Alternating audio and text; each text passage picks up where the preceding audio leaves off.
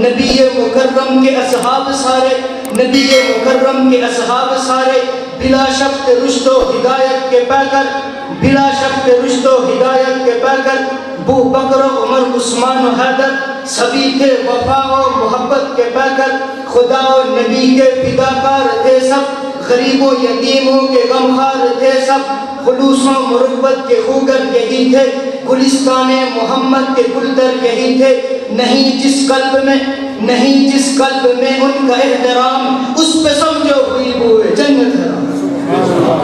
لندوا سے کہہ رہے ہیں سبحان اللہ۔ تو یہ محفل انتہائی مبارک محفل، یہ حضور کے یاروں کے مقدس عنوان کے ساتھ عنوان ہے۔ دینی مجلس وہ ہوتی ہے جس میں بتایا جائے کہ صحابی کسے کہتے ہیں، جس میں بتایا جائے نبی کسے کہتے ہیں۔ تو میرے ساتھ رہیے، میں بتاتا چلو نبی کون ہوتا ہے، صحابی کون ہوتا ہے۔ میرے محترم بھائیوں اور دوستوں، نبوت کا انتخاب بھی خدا کرتا ہے، صحابیت کا انتخاب بھی خدا کرتا ہے۔ ہم اپنے ووٹ سے کسی کو کونسلر تو بنا سکتے ہیں، کسی کو MLA تو بنا سکتے ہیں، کسی کو MPA تو بنا سکتے ہیں، کسی کو وزیر اور صدر تو بنا سکتے ہیں، لیکن ہم اپنے ووٹ سے کسی کو نبی اور صحابی نہیں بنا سکتے۔ ایک ہمارا انتخاب ہے، ایک رب کا انتخاب ہے۔ ہم نے اپنے انتخاب کو ٹوٹتے ہوئے دیکھا ہے، ہم شب روز دیکھتے ہیں ہمارا انتخاب ٹوٹا ہے۔ کبھی ہمارے اسمبلی کے ارکان استعفے پیش کرتے ہیں، کبھی ہماری عوام ان سے استعفے مانگتی ہے کہ ہم سے خطا ہوئی ہے، ہمارا انتخاب غلط ہے۔ لیکن ان ہستیوں کو دیکھیں جن کا رب نے نبوت کے لیے انتخاب کیا، حضرت آدم سے لے کر عیسیٰ تک سارے انبیاء کی تاریخ پڑھیں، آپ کو نظر آئے گا کہ ان انبیاء کو عروس سے تو چیر دیا گیا، لیکن آدم سے لے کر عیسیٰ تک کوئی ایک نبی بھی ایسا نہیں ملے گا جس کا انتخاب رب نے کیا ہو اور وہ نبوت کے منصب پر فائز ہونے کے بعد اپنے منصب سے دستبردار ہو گئے۔ جو کہ ماشاءاللہ یہ تھے یادگار اسلام، نمونہ اسلام، پیکر اخلاص و سادگی حضرت اقدس جناب مولانا طیب صاحب۔ بڑے ہی خوبصورت انداز میں اس مجلس کی اہمیت کے بارے میں آپ حضرات کی گوش گزار کر رہے تھے۔ تو میرے محترم بھائیوں اور دوستوں، یہ محترم واقعی انتہائی اہم ہے۔ یوں تو شب روز جلسے اور جلوس ہوا کرتے ہیں، محفلیں اور مجلسیں سجا کرتی ہیں، لیکن تمام مجالس، تمام محافل ایک جیسی نہیں ہوتی۔ کوئی محفل تو دنیا بھر کے بکواس پر مشتمل ہوتی ہے، کسی میں علن اعلان بے حیائی کا مظاہرہ کیا جاتا ہے، کسی مجلس میں نوٹ کی بات ہوتی ہے، کسی میں ووٹ کی بات ہوتی ہے، کہیں سیاسی اجلاس ہو رہا ہوتا ہے، کہیں سیاسی سیمینار منعقد ہوتا ہے، کہیں ڈول اور تاشے بجائے جاتے ہیں، کہیں بیہودہ مشاعرے کے میدان سجائے جاتے ہیں۔ وہ ساری محافل دنیاوی مقاصد کے لیے منعقد ہوتی ہیں، لیکن اس کے برعکس آج کی یہ محفل یہ خالصتاً دینی مجلس ہے۔ آپ کے ذہن میں سوال پیدا ہوگا، دینی مجلس کون سی مجلس ہوتی ہے؟ تو آئیے میں بتاتا ہوں، دینی مجلس وہ ہوتی ہے جہاں دینداروں کا جمع کثیر نظر آئے۔ دینی مجلس وہ ہوتی ہے جہاں توحید و سنت کی باتیں ہوں۔ دینی مجلس وہ ہوتی ہے جہاں اللہ کی عظمت بیان کی جائے۔ دینی مجلس وہ ہوتی ہے جس میں اللہ کے حبیب صلی اللہ علیہ وسلم کی عظمت کا ڈنکا بجایا جائے۔ دینی مجلس وہ ہوتی ہے جس کے اندر حضور کے صحابہ کا تعارف کروایا جائے۔ دینی مجلس وہ ہوتی ہے جس میں حضور کے گھرانے کا بتایا جائے۔ دینی مجلس وہ ہوتی ہے جس میں حضور کے گھرانے کا بتایا جائے۔ دینی مجلس وہ ہوتی ہے جس کے اندر صحابہ کا رحماء ہونا بتایا جائے، صحابہ کی محبت بتائی جائے، آپس کا بھائی چارہ بتایا جائے، آپس کی اخوت بتائی جائے، دنیا کو یہ بتایا جائے نبی مکرم کے اصحاب سارے، نبی مکرم کے اصحاب سارے بلا شک رشد و ہدایت کے پیکر، بلا شک رشد و ہدایت کے پیکر، ابو بکر و عمر عثمان و حیدر سبھی تھے وفا و محبت کے پیکر، خدا و نبی کے فداکار تھے سب، غریب و یتیموں کے غمخوار تھے سب، خلوص و مربت کے خوگر یہی تھے، گلستان محمد کے گلدر یہی تھے، نہیں جس قلب میں ان کا احترام، اس پہ سمجھو ہوئی بوئے جنت حرام۔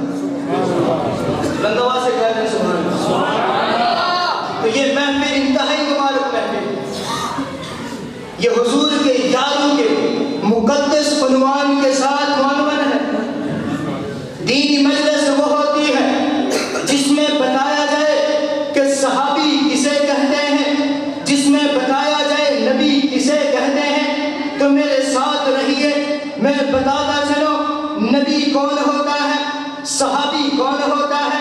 میرے محترم بھائیوں اور دوستوں، نبوت کا انتخاب بھی خدا کرتا ہے، صحابیت کا انتخاب بھی خدا کرتا ہے۔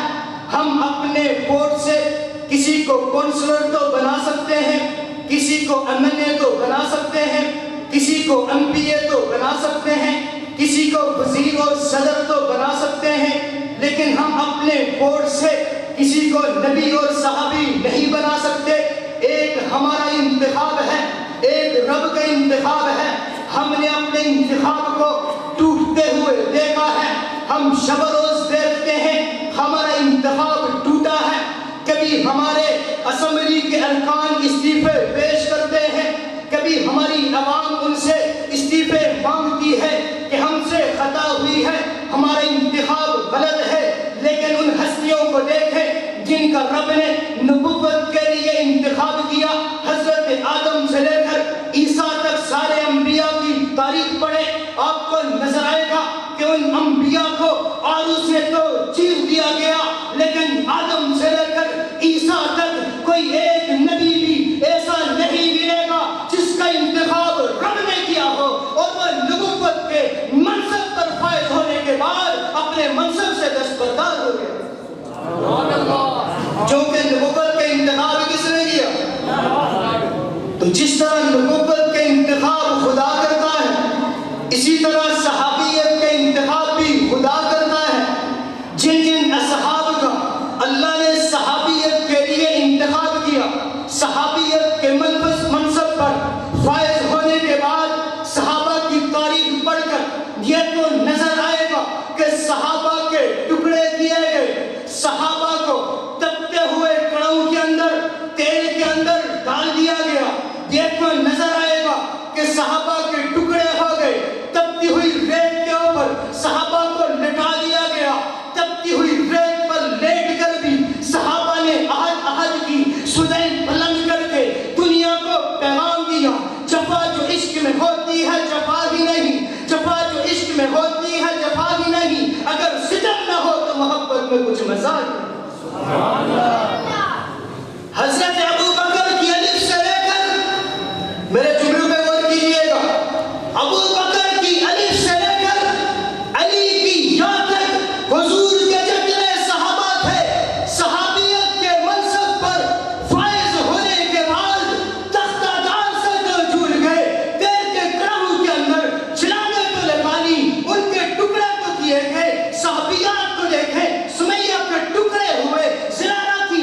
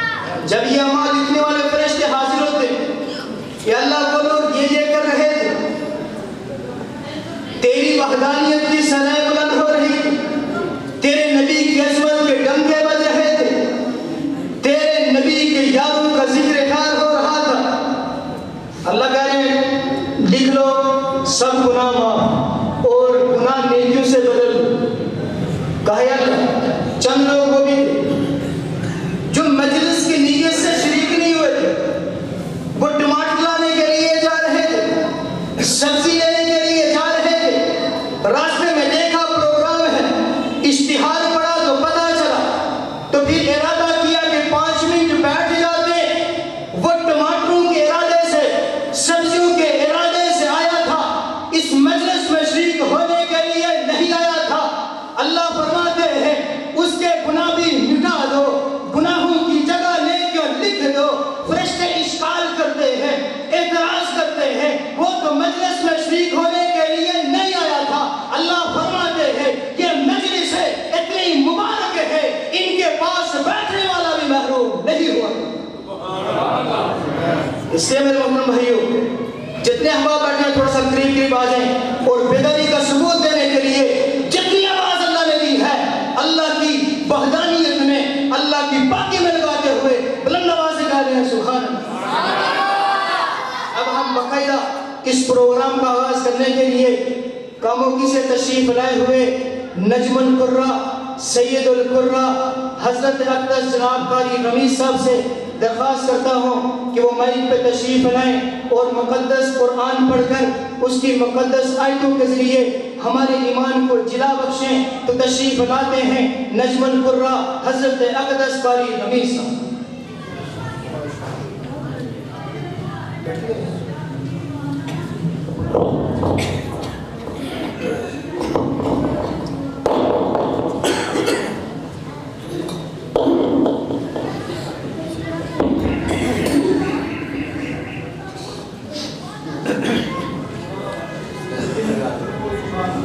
اچھا ایک اعلان، جو علماء کرام یا قرہ حضرات جتنے بھی مجالس میں جہاں کے بھی ہیں ان سب سے درخواست ہے کہ وہ سب یہاں مائک کے پاس آ جائیں. جتنے بھی علماء کرام ہیں قرہ حضرات ہیں تو ان سب سے گزارش ہے کہ وہاں سے اٹھ کر یہاں قریب آ جائیں.